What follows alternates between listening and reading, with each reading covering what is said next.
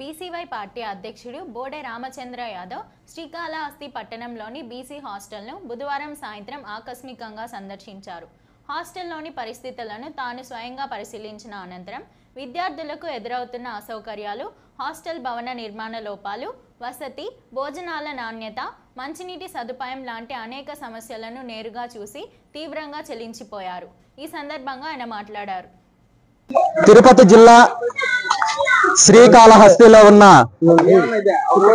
BC సంక్షేమ హాస్టల్లో నిన్న జరిగిన సంఘటన గురించి అందరికీ తెలిసిందే.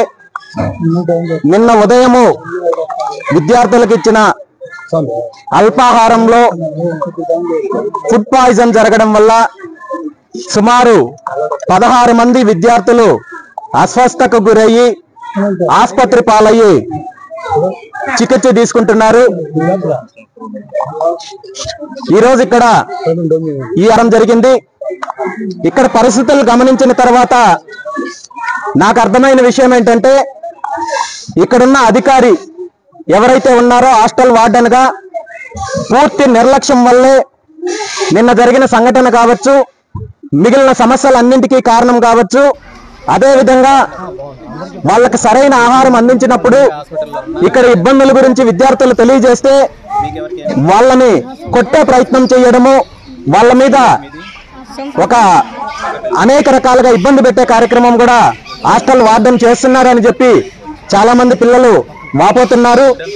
ఈరోజు హాస్టల్ అంటే తల్లిదండ్రులు తన పిల్లలను ఒక బిడ్డలాగా చూసుకుంటారనే ఒక నమ్మకంతో ప్రభుత్వ హాస్టల్లో జాయిన్ చేయిస్తే వీళ్ళు నీచంగా దారుణంగా ప్రవర్తించే కార్యక్రమం చేస్తున్నారు.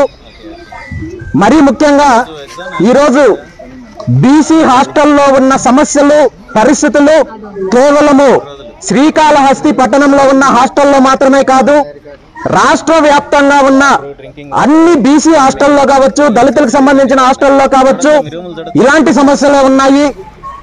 సరైన సదుపాయాలు లేవు, సొంత భవనాలు లేవు, చాలా చోట్ల నీటి సమస్య ఉంది.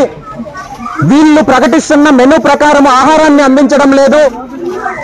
ఎంత దారుణం అంటే ఒక్కొక్క విద్యార్థికి కేవలం రోజుకి 38 రూపాయలు మాత్రమే చెల్లిస్తున్నారంటే ఒక పూటకి సుమారు 12 రూపాయల 50 పైసలు చెల్లించే పరిస్థితి ఉంది. ఈరోజు 12 రూపాయలంటే కనీసం ఒక వాటర్ బాటిల్ కూడా రాని సందర్భంలో ఒక విద్యార్థికి ఒక పూటకి ప్రభుత్వం చెల్లిస్తున్న మెస్ ఛార్జెస్ 12 రూపాయలు. ఇది చాలా దారుణమైన విషయం. ఈరోజు జైల్లో ఉన్న ఖైదీలకు కూడా రోజుకి 250 రూపాయల లెక్కన ఖర్చు పెడుతోంది ప్రభుత్వం. కానీ భావి భారత పౌరులని చెప్పుకునే పిల్లలకు, విద్యార్థులకు పూటకు 12 రూపాయలు చెల్లించి ఈరోజు అనేక సమస్యలకు ప్రధాన కారణము ప్రభుత్వానికి చిత్తశుద్ధి లేకపోవడం. దాంతోపాటు మెస్ ఛార్జెస్ సరిగా చెల్లించడం లేదు, అదేవిధంగా వాళ్ళకు కావాల్సిన కాస్మెటిక్ ఛార్జెస్ చెల్లించడం లేదు, సరైన వసతి సదుపాయాలు కల్పించడం లేదు. మనం ఇప్పుడే చూసాము, చిన్న రూముల్లో ఒక్కొక్క రూములో 11 మంది 12 మంది విద్యార్థులు కనీసం కూర్చోవడానికి కూడా స్థలం సరిపోనట్టయితే అందులో కొంతమంది పడుకొని, బయట కొంతమంది పడుకొని, దాని ద్వారా చలికి, గాలికి, వానకి ఆరోగ్యాలు దెబ్బతిని అనేక రకాలుగా ఇబ్బంది పడుతున్నప్పటికీ కూడా ప్రభుత్వంలో ఏ ప్రభుత్వం వచ్చినా ఎటువంటి చలనం లేకుండా రాష్ట్ర వ్యాప్తంగా ఉన్న అన్ని సంక్షేమ హాస్టల్లో ఇదే పరిస్థితి నెలకొనుంది. ఈ సందర్భంగా బీసీవై పార్టీ తరఫున ప్రభుత్వాన్ని నేను ఒక్కటే డిమాండ్ చేస్తున్నాను. బీసీ హాస్టల్స్ లో కావచ్చు, ఎస్సీ ఎస్టీ హాస్టల్స్ లో కావచ్చు, విద్యార్థులకు చెల్లిస్తున్న మెస్ ఛార్జెస్ వెంటనే పెంచాలి. కనీసం రోజుకి 150 రూపాయలు ఇవ్వాలి. అదే విధంగా కాస్మెటిక్ ఛార్జెస్ కింద కనీసం 500 రూపాయలు చెల్లించాలి.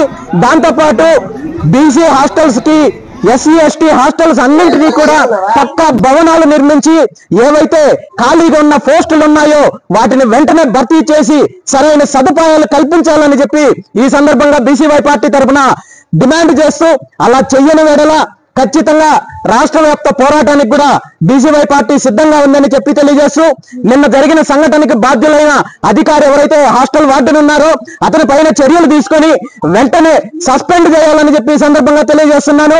ఎందుకంటే తప్పు గుర్తించడము, విద్యార్థులను కొట్టడము లాంటివి చాలా దారుణమైన అంశాలు. దీని మీద ఎవరైతే బీసీ సంక్షేమ మంత్రి సబితా గారు ఉన్నారో వెంటనే విచారణ జరిపించి చర్యలు తీసుకోవాలి. రాష్ట్ర వ్యాప్తంగా ఉన్న హాస్టల్స్ లో ఉన్న సమస్యలు పరిష్కరించాలి. మెస్ ఛార్జెస్ పెంచాలి, కాస్మెటిక్ ఛార్జెస్ పెంచాలి. వీటన్నింటిపైన చిత్తశుద్ధితో ప్రభుత్వం స్పందించిన యెడల ఖచ్చితంగా దీని మీద పోరాటం చేయడానికి బీసీవై పార్టీ సిద్ధంగా ఉంది.